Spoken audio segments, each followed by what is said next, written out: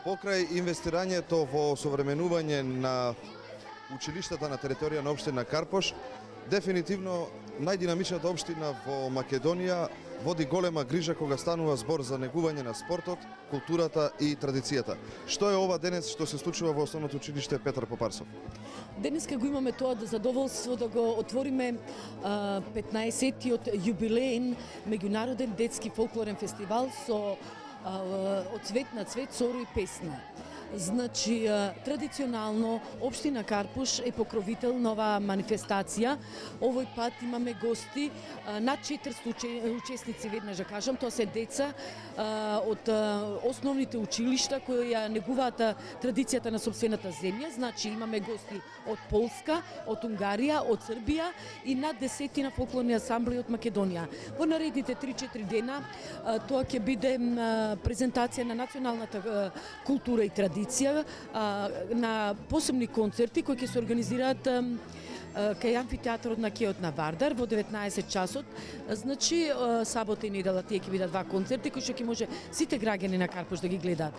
Она што е ексклузивно за овој јубилеен 15-ти поред меѓународен фестивал е што децата решија да комуницираат со децата. Значи, за прв пат детскиот фестивал оди од училиште во училиште и како што гледате денес сега се во Петар Попарсов.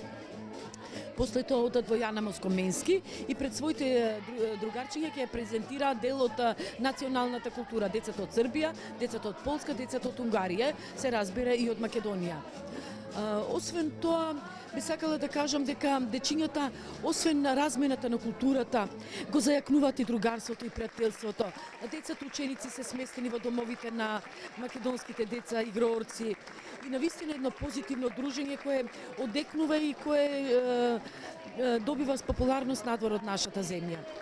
Сметате ли дека и колку се вашите информации за тоа дали постои интереси од други земји, нели освен овие што ги споменавме кои се денеска учесници на овој фолклорен фестивал? Има ли желба да доаѓаат и други деца од други земји? Да, секако желба секогаш постои и добра волја. Навистина ова е едно позитивно дружење и нашите искуства говорат дека и други земји порано учествуваа и од Бугарија минатите години, оваа година нешто беа спречени од Хрватска, од други европски земји, главно се од централна и југоисточна Европа, меѓутоа навистина фолклорниот фестивал е отворен за соработка со сите, мислам нашето друштво што комуницираат нашите дечиња е отворен за соработки со други земји, затоа што навистина тоа е најблагопријатниот и најпозитивниот начин на пренесување на традиција и култура. Дали овој традиционален фолклор, дали ова традиционална фолклорна манифестација до година може да прерасне во нешто поголемо?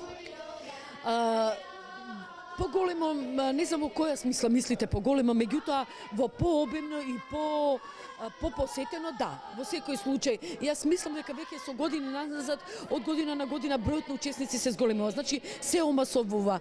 Тоа бара, се разбира, и финансиска подкрепа и поддршка. Меѓутоа, навистина, ова со задоволство општината Карпош го покрива со буџетот, со средства кои се од даноците од граѓаните на општина Карпош.